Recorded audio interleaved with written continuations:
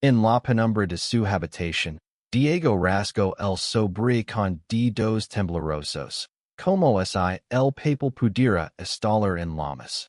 La carta, escrita con su propia letra, era un grito mudo que lavaba meses guardado en su pecho. Papa, soy gay. Pero antes de que pudiera dejarla sobre la mesa, Elena, la nueva esposa de su padre, entró y lo llamó hijo, con una sonrisa que escondía algo más. Toledo, España, 2025.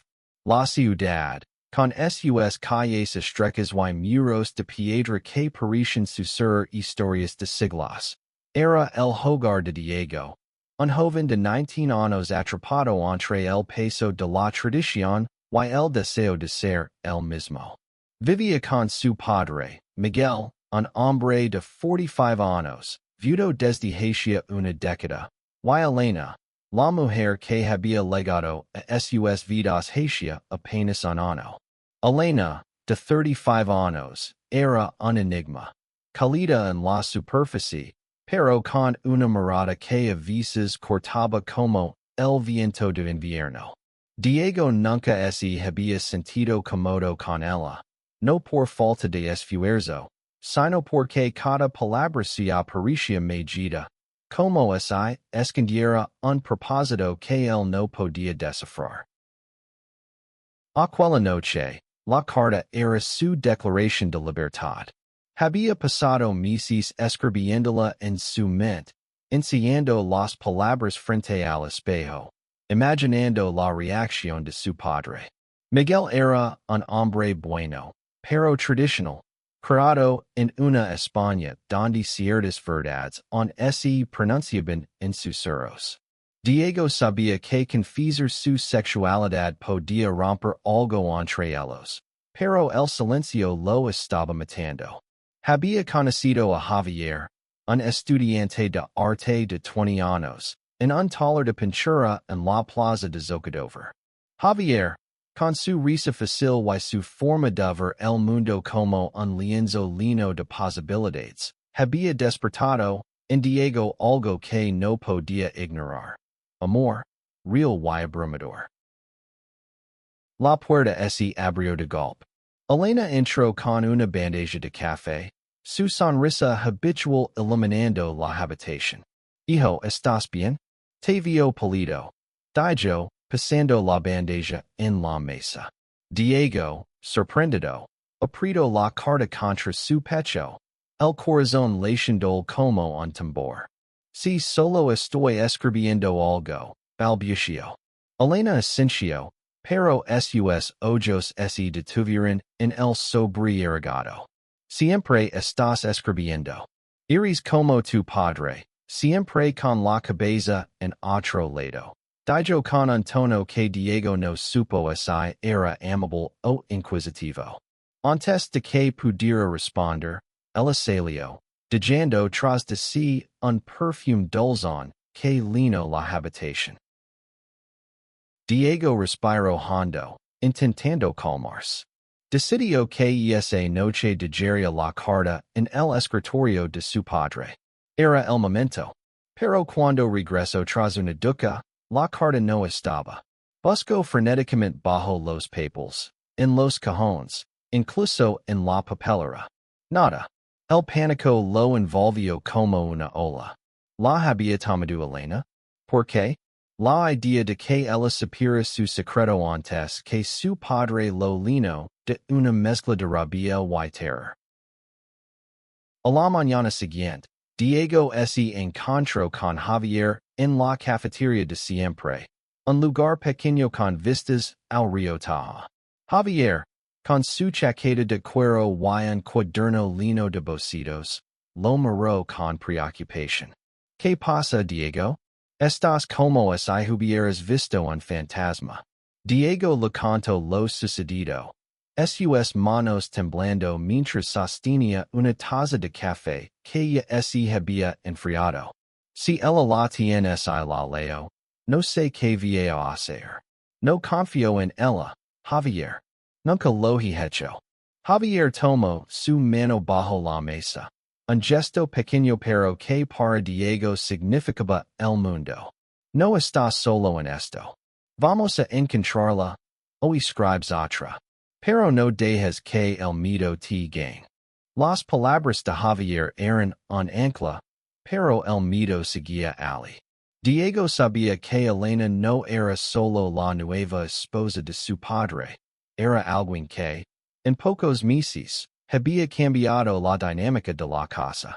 Organizaba las cenas, controlaba las finanzas, incluso sugería a Miguel como manejar el negocio familiar, una pequeña librería en el centro de Toledo.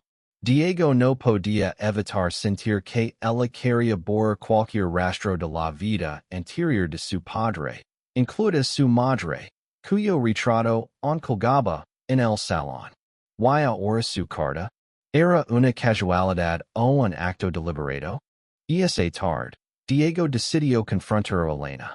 La encontró en la cocina, cortando verduras con una precisión casi quirúrgica. Elena, ¿viste una carta en mi habitación anoche? Preguntó, intentando sonar casual. Ella levantó la vista, su cuchillo deteniéndose en el aire. ¿Una carta? No, hijo, no six nada. Era importante. Su voz era suave, pero había algo en sus ojos. Una chispa que Diego no pudo interpretar. Sí, lo era. Respondió, sintiendo que el suelo bajo sus pies se volvía inestable. Elena sonrió y siguió cortando. Bueno, seguro aparecerá. A veces las cosas se pierden, pero siempre encuentran su lugar. Diego salió de la cocina con el corazón en un puño. No lo creía. Había algo en la forma en que Elena lo miraba, en cómo pronunciaba la palabra hijo, que lo hacía sentir expuesto, vulnerable. Decidió que no podía esperar más. Si la carta estaba perdida, escribiría otra. Pero primero, necesitaba pruebas.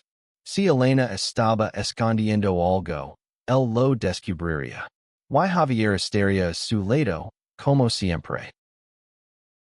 Esa noche, mientras las campanas de la Catedral de Toledo resonaban en la distancia, Diego y Javier se reunieron en el taller de arte. Sentados entre lienzos y pincels, planearon cómo recuperar el control de la situación. Javier, siempre práctico, sugirió revisar el estudio de Elena, donde ella pasaba horas trabajando en proyectos personales que nunca compartía. Si ella tiene tu carta, estará allí, dijo, trazando un plano improvisado del piso superior de la casa. Diego asintió, aunque el miedo lo carcomía. No era solo la carta, era lo que representaba, su verdad, su identidad, su derecho a ser quien era. Mientras el sol se ponía sobre Toledo, teniendo el cielo de un rojo intenso, Diego sintió una chispa de determinación. No dejaría que Elena, en Nadia, lo robara su voz. Pero en el fondo, una pregunta lo atormentaba. ¿Por qué ella borraría su carta? ¿Qué ganaba con su silencio?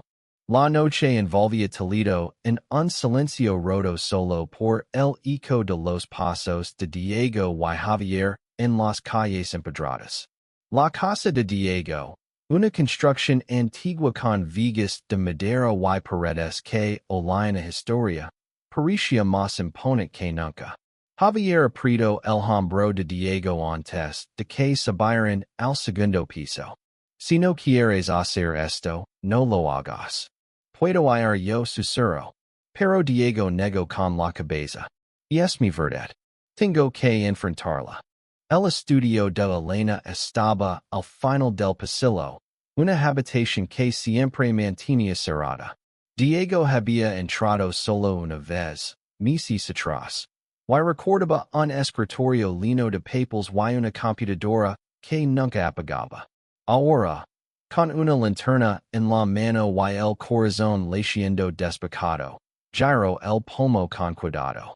La puerta no estaba cerrada con llave. Extraño, murmuró Javier, frunciendo el seno.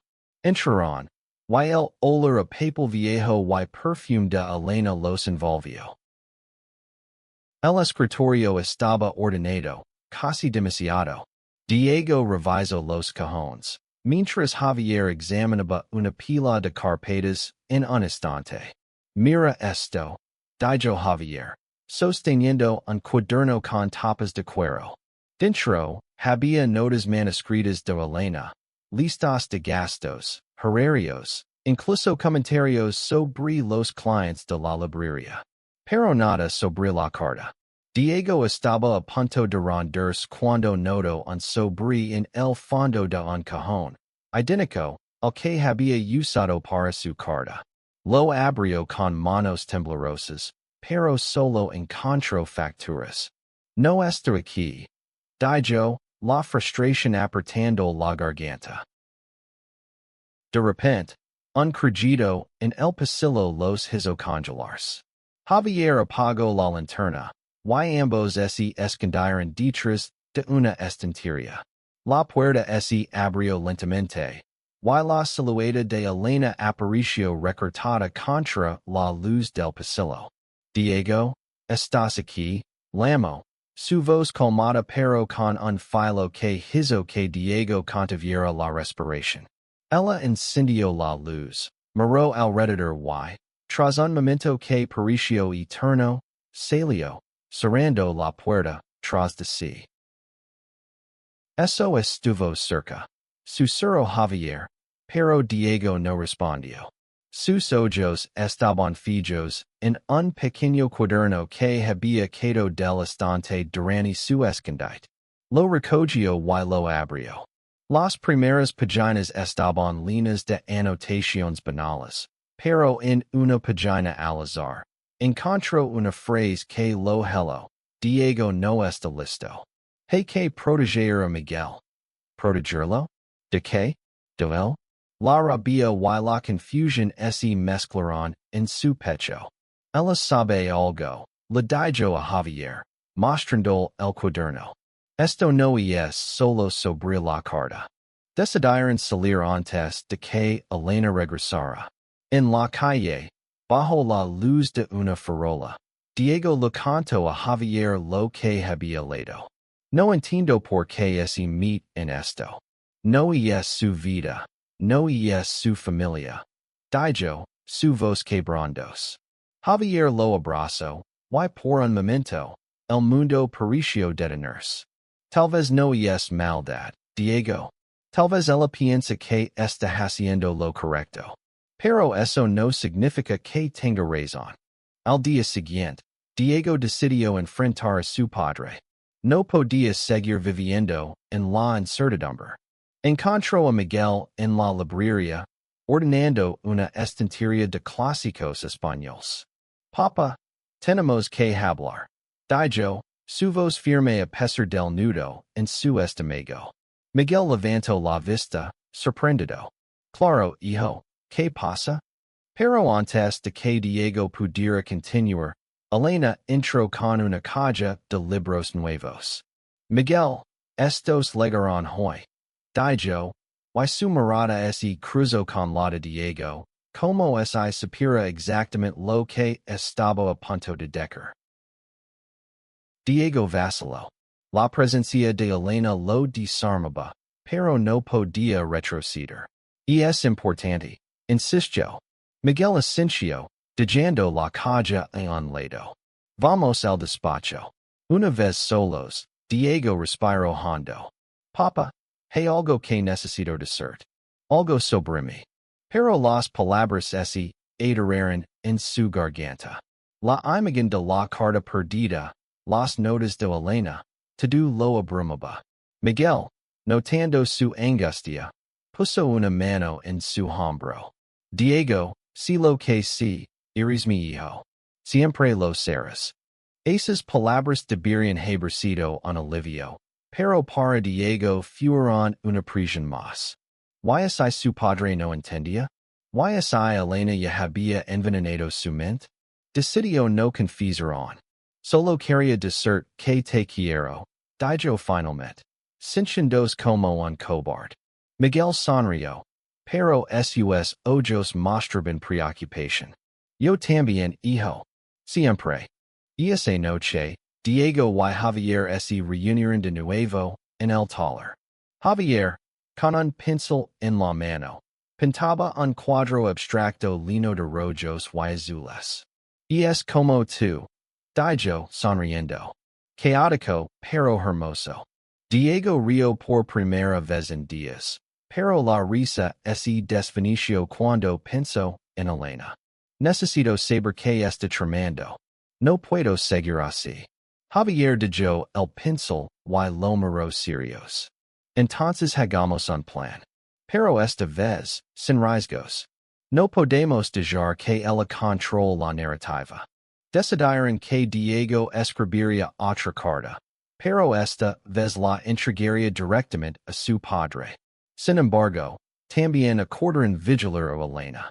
Si ella estaba manipulando la situación, necesitaban pruebas.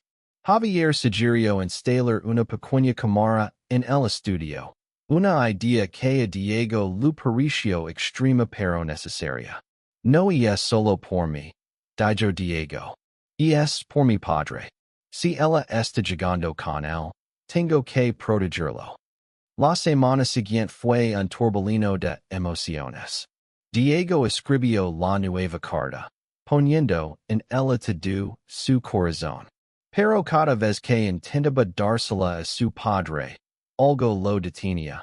Una llamada, una interrupción de Elena, o simplemente su propio miedo. Mientras tanto, la cámara en el estudio grababa en silencio. Diego no sabía si encontraría algo, pero la idea de descubrir la verdad lo mantenía despierto por las noches. El sol de la mañana banaba Toledo en tonos dorados, pero para Diego, el mundo seguía envuelto en sombras. La nueva carta estaba lista, guardada en el bolsillo de su chaqueta, pero el peso de la interior, la que había desaparecido, aún lo aplastaba. Cada vez que veía a Elena, sentía una mezcla de desconfianza y culpa. ¿Y si estaba equivocado? ¿Y si ella no había tomado la carta? Pero las notas en su cuaderno, esas palabras sobre proteger a Miguel, no le daban tregua. Javier, siempre el optimista, insistía en que debían mantener la calma. Si ella tiene algo que ver, lo sabremos pronto, dijo mientras revisaban las grabaciones de la cámara en el taller. La pantalla mostraba el estudio de Elena, vacío la mayor parte del tiempo. Pero entonces, una noche, apareció una imagen que hizo que Diego se inclinara hacia adelante. Elena, sentada en su escritorio, abría un sobre idéntico al de la carta perdida. Lo leo rápidamente, su rostro inexpresivo, y luego lo guardó en un cajón cerrado con llave. Diego sintió que él abandonaba sus pulmones. Es mi carta, susurró. Javier puso una mano en su espalda. Lo tenemos, Diego. Ahora sabemos que no estás loco. El descubrimiento fue un golpe, pero también un alivio. Diego ya no dudaba de su instinto. Elena había tomado la carta, y ahora tenía que decidir qué hacer. Confrontarla directamente era arriesgado. Podía negarlo todo y destruir la evidencia. Además, Diego no quería herir a su padre. Miguel parecía feliz con Elena, algo que no había visto en él desde la muerte de su madre. Pero la verdad no podía esperar más. Esa tarde, Diego llevó la nueva carta a la librería, decidido a dársela a Miguel. Pero cuando llegó, encontró a su padre discutiendo con Elena en el despacho. Sus voces se filtraban a través de la puerta entreabierta. No puedes seguir controlándolo todo, Elena, decía Miguel, su tono firme pero cansado. Es mi hijo, no el tuyo. Diego se quedó paralizado. ¿Hablaban de él? Elena respondió, su voz baja pero cortante. Solo quiero lo mejor para esta familia, Miguel. A veces, eso significa tomar decisiones difíciles. Diego retrocedió, su corazón latiendo con fuerza. No podía entrar ahora, no con esa tensión en el aire. Decidió esperar, pero la conversación lo dejó inquieto. ¿Qué decisiones estaba tomando Elena? ¿Why por qué Miguel sonaba tan frustrado? Cuando salió de la librería, Javier lo estaba esperando en la plaza. No lo hice, admitió Diego, avergonzado. No pude. Javier no lo juzgó. En cambio, lo llevó a un banco junto al río y le habló de su propia experiencia al salir del armario con su familia. Mi madre lloró. Mi padre no habló conmigo por semanas. Pero al final, me aceptaron. Tienes que confiar en que tu padre te ame, Diego. Esas palabras le dieron fuerza, pero también lo enfrentaron a una verdad dolorosa. El miedo a perder a su padre era más grande que su deseo de ser libre. Y esa noche, Diego y Javier revisaron masturbations. En una, Elena hablaba por teléfono, su voz apenas audible. No, no lo dica nada si. Lo destruí no es el momento. Diego sintió un escalofrío.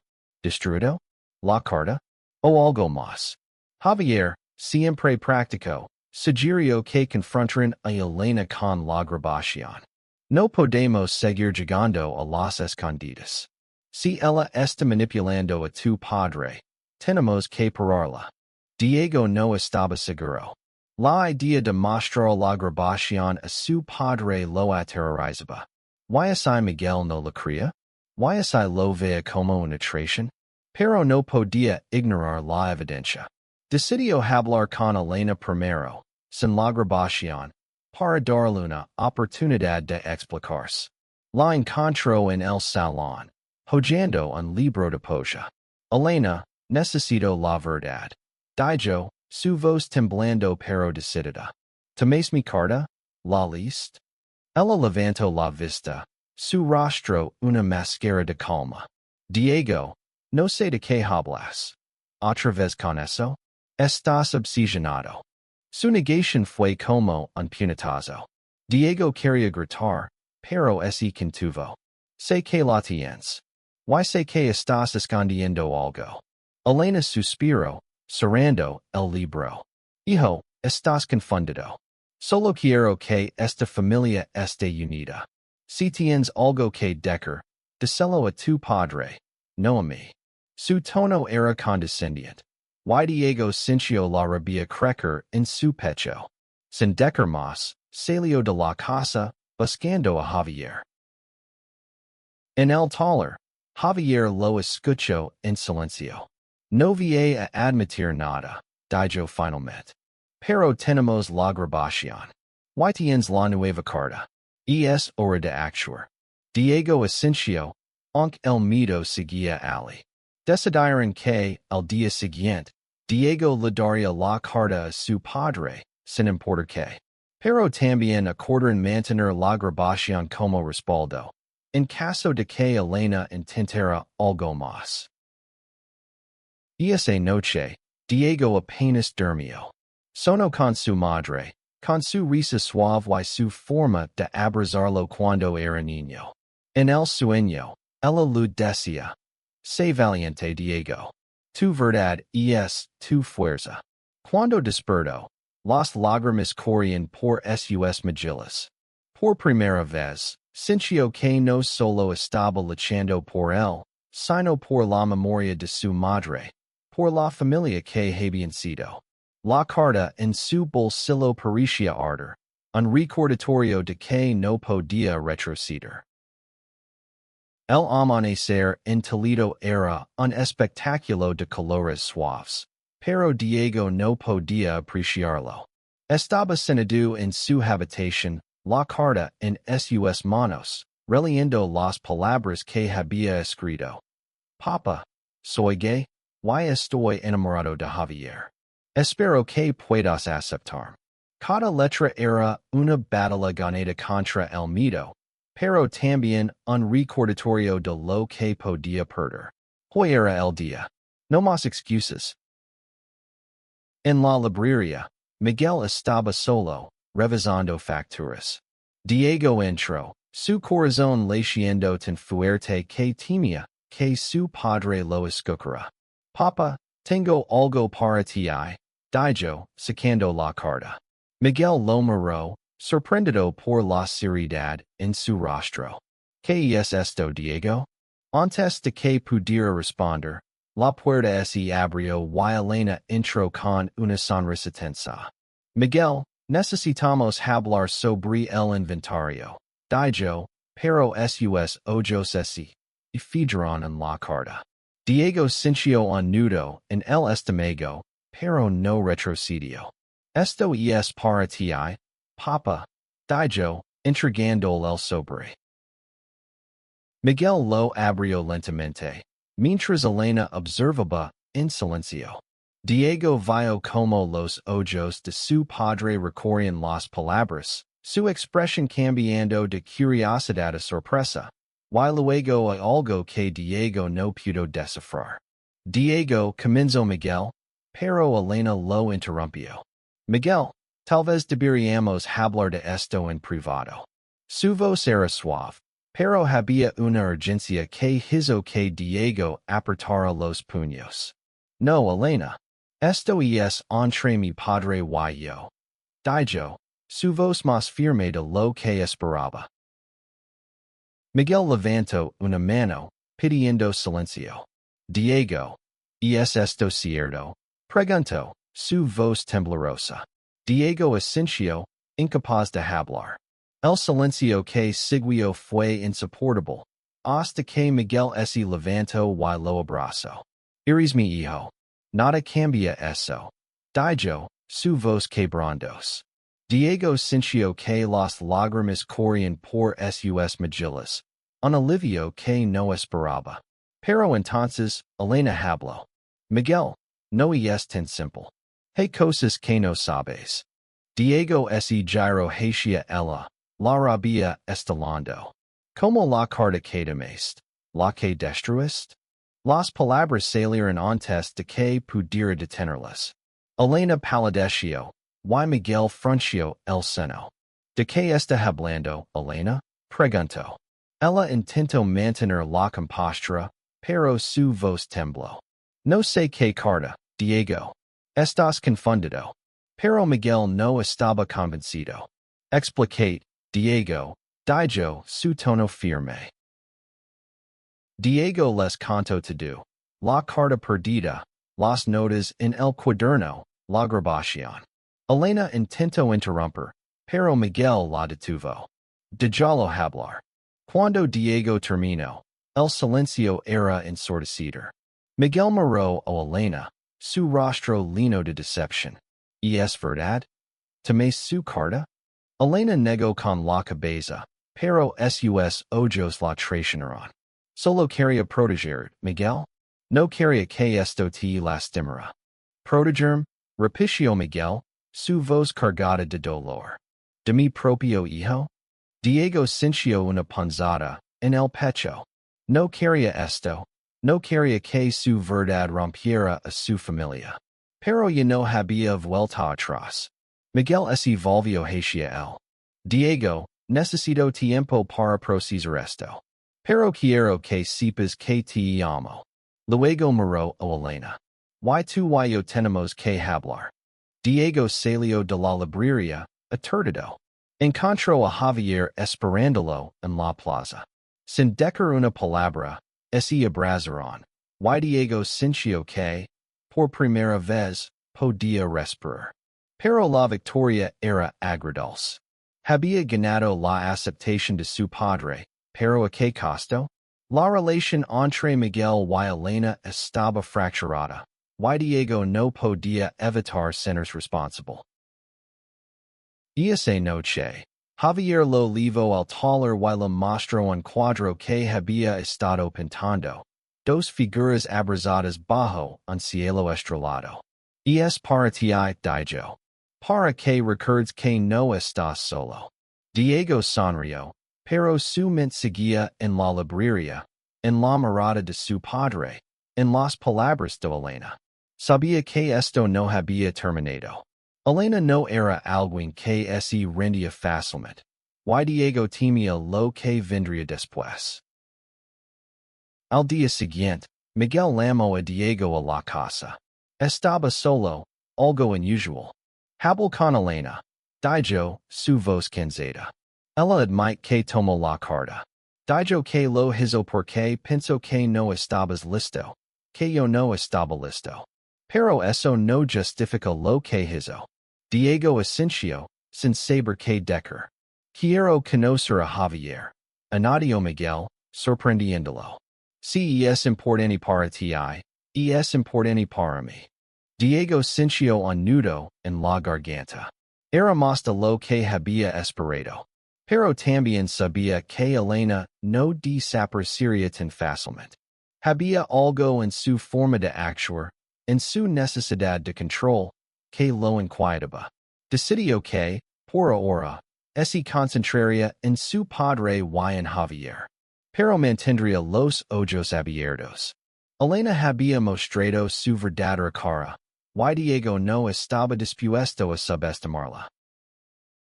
Los días siguientes fueron una danza delicada entre la esperanza y la tensión. Diego y Javier pasaron más tiempo juntos, explorando Toledo, compartiendo risas y sueños. Javier lo enseñó a Diego a pintar, y aunque sus lienzos eran un desastre, cada pincelada era una liberación.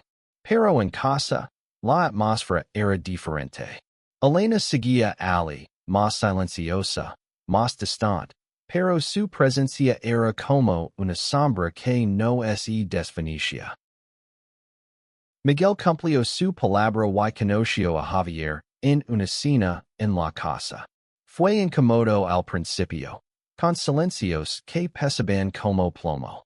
Pero Javier, con su encanto natural, habló de arte, de Toledo, incluso de fútbol, y poco a poco, Miguel se relajó. Tienes buen gusto, Diego, dijo al final de la noche, con una sonrisa tímida. Diego sintió que un peso se levantaba de sus hombres.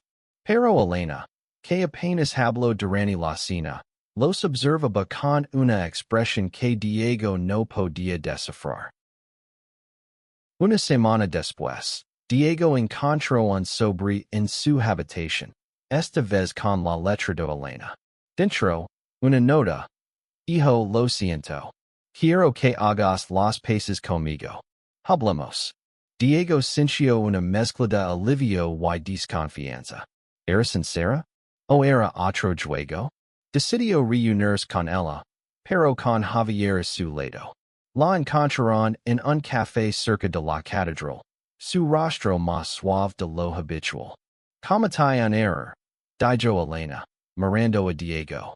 No debí tomar tu carta. Pensé que estaba protegiendo a tu padre, pero me equivoqué. Diego quería creerlo, pero algo en su tono lo detenía. Javier, siempre directo, preguntó. ¿Por qué lo hiciste, entonces? ¿Qué ganabas? Elena suspiró, sus manos temblando ligeramente. No es tan simple. Crecí en una familia donde ciertas cosas no se aceptaban. Quis evitar el dolor a Miguel, pero también tenía miedo de que esto cambiara todo. Diego frunció el seno. ¿Cambiar qué? ¿Tu lugar en esta familia? Elena no respondió, pero su silencio fue una respuesta. La conversación terminó sin una resolución clara. Diego y Javier salieron del café, confundidos. No confío en ella, dijo Diego. Javier asintió. Pero tal vez está diciendo la verdad. Tal vez solo tiene miedo, como tú lo te viste. Diego no estaba convencido, pero decidió darle una oportunidad. Por su padre. Esa noche, Miguel le pidió a Diego que lo acompañara a la librería. Quiero que trabajemos juntos en algo, dijo. Un proyecto para la comunidad, tal vez un club de lectura para jóvenes. Diego se sorprendió. Era la primera vez que su padre lo incluía en algo tan grande. Y quiero que Javier participe, si quiere. Anadio Miguel. Diego sintió que las lágrimas amenazaban con salir. Era un paso hacia adelante. Un puente hacia la aceptación. Pero la paz duró poco. Días después, Javier encontró algo en las grabaciones que habían olvidado revisar. En una, Elena estaba al teléfono de nuevo. Su voz baja pero clara. No le dije nada a Miguel si. Lo manage no te preocupes, no era en nada. Diego sintió un escalofrío. ¿Con quién hablaba? ¿Y que estaba manejando? Javier sugirió que confrontaran a Elena con la grabación, pero Diego dudaba. No quería romper la frágil armonía con su padre. En cambio, decidió investigar más. Con la ayuda de Javier, rastrearon el número de teléfono que Elena usaba en la grabación. Levaba a un contacto en Madrid, alguien llamado Carla. Diego no la conocía, pero Javier recordó haber oído a Elena mencionar a una amiga en Madrid. Decidieron viajar a la capital para encontrar respuestas, aunque Diego sabía que era un riesgo. Si Elena se enteraba, podía volverse en su contra. El viaje a Madrid fue una mezcla de nervios y emoción.